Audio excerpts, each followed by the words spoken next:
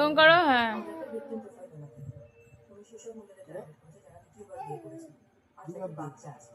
দু হাত দিয়ে করো।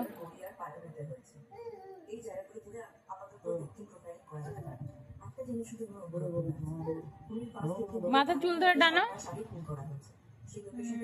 টানো টানো, বেশিক্ষণ করে করে দাও।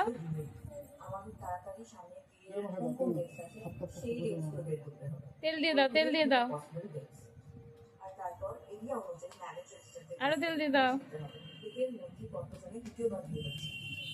এবার চুল টানা দাও, চুল টানা দাও।